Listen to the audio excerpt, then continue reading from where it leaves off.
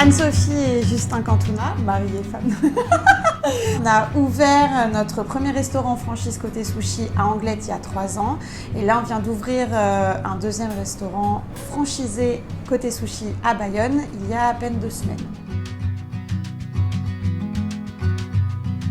On est déjà tombé amoureux de la cuisine Nikkei à Miami. Puis ensuite, on l'a redécouverte en Espagne et on a cherché une franchise en France qui ferait cette cuisine-là.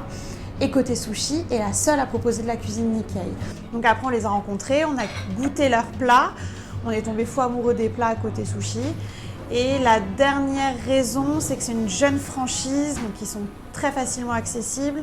Ils nous donnent notre mot à dire sur les prochaines cartes, sur toutes les améliorations à donner. Donc on se sent vraiment intégré et investi dans l'amélioration de la franchise côté sushi.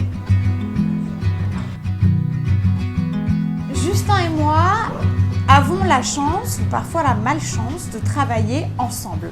Donc on se divise les tâches.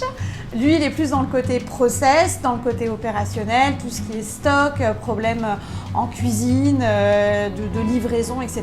Et moi, je suis le côté humain. Donc gestion du personnel, gestion RH et aussi toute la comptabilité. Donc voilà en fait en somme les différentes tâches qui incombent aux franchisés.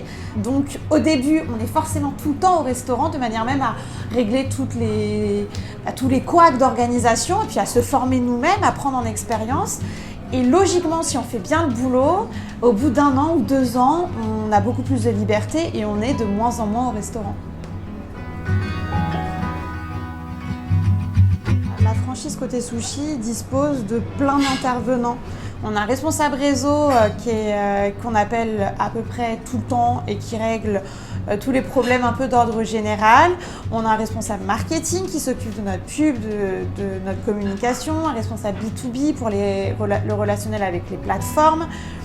On a un responsable qualité, on a également le chef go qui est à l'origine en fait des menus et qui forme nos chefs en cuisine, qui communique pratiquement tous les jours avec eux grâce à une discussion WhatsApp. Enfin quoi qu'il arrive, on a un responsable pour tous les problèmes qu'on peut rencontrer.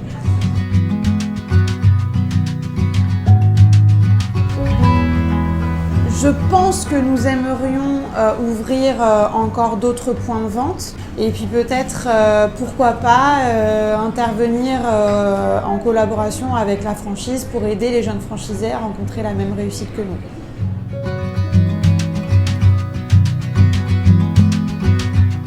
Le conseil principal que je peux donner, c'est de mettre en place des procédures dès l'ouverture du restaurant. Des process pour le ménage, des fiches de poste, des process pour les préparations avant les services, les réceptions marchandises, la gestion des stocks, pour que chaque employé sache ce qu'il a à faire et que l'organisation soit fluide. Et dans le même temps, avancer avec les employés dans un climat de confiance et de collaboration, les intégrer tout le temps à l'amélioration du restaurant, parce que c'est grâce à eux finalement que le restaurant fonctionne et que l'emploi du temps du franchisé est un peu plus libre.